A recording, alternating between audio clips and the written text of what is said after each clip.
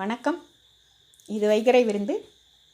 நம்ம இன்றைக்கி இந்த வீடியோவில் குடமிளகாய் சட்னி எப்படி செய்கிறது அப்படின்னு பார்க்க போகிறோங்க. வாங்க வீடியோக்கு போகலாம். குடமிளகாய் சட்னி செய்கிறதுக்கு தேவையான பொருட்கள் என்னென்ன, அது எப்படி செய்யலாம் அப்படின்னு பார்க்கலாங்க. குடமிளகாய் 1 சின்ன சின்னதாக அறுத்து வச்சுருக்கேங்க. பெரிய வெங்காயம் 1, அதையும் சின்னதாக அறுத்து வச்சுருக்கேன். தக்காளி 1, அதையும் அறுத்து வச்சுருக்கிறேன். புளி ஒரு சிறிய நெல்லிக்காய் அளவு, பூண்டு 4 பற்கள்,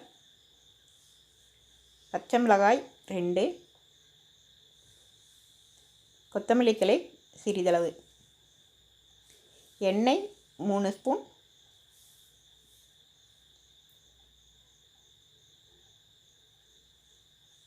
உளுத்தம்பருப்பு, உப்பு.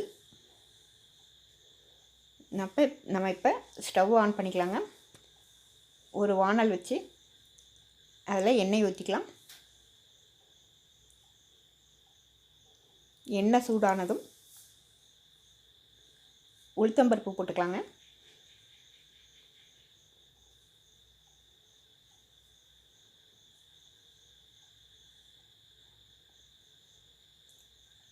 இப்போ உளுத்தம்பருப்பு சிவக்கணும், அது வரலும் வறுக்கலாம். உளுத்தம்பருப்பு சிவந்ததும் குடமிளகாய்,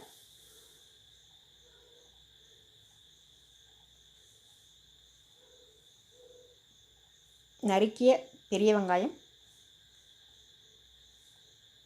2யும் போட்டு கொஞ்ச நேரம் வதக்கலாங்க.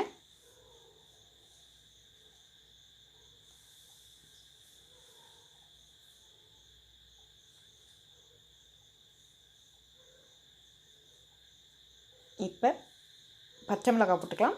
நான் அதை வந்து கீரி போட்டிருக்கேங்க. அப்படியே போட்டால் பச்சை மிளகாய் வெடிக்கிறதுக்கு சான்ஸ் இருக்குது. ஒவ்வொரு நேரத்தில் வெடிக்கும், அதனால் கீரி போட்டுக்கலாம்.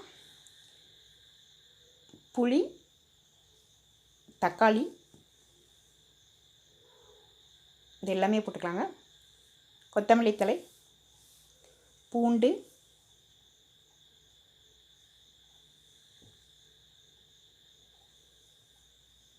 உப்பு எல்லாம் போட்டு நல்லா வதக்கலாங்க. குடமிளகாய் வந்து பச்சை வாசனை போகணும், அது வரைக்கும் வதக்கலாம். அதே மாதிரி தக்காளியும் பச்சை வாசனை போகணுங்க.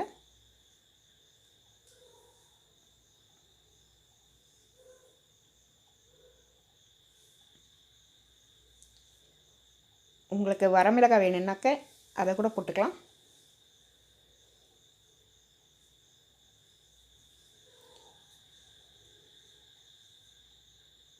லோ ஃப்ளேம்லேயே வச்சு நல்லா வதக்கலாங்க.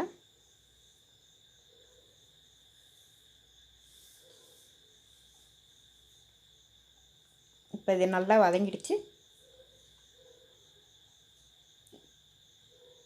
இப்போ நம்ம ஸ்டவ்லேருந்து இறக்கி வச்சுட்டு நல்லா ஆற வச்சிடலாங்க. ஆற வச்சுட்டு மிக்ஸி ஜாரில் போட்டு அரைச்சி எடுத்துக்கலாம். உங்களுக்கு தேவைன்னா கடுகு, கருவேப்பிலை போட்டு தாளிச்சிக்கலாங்க. நீங்களும் இதை வீட்டில் ட்ரை பண்ணி பாருங்கள்.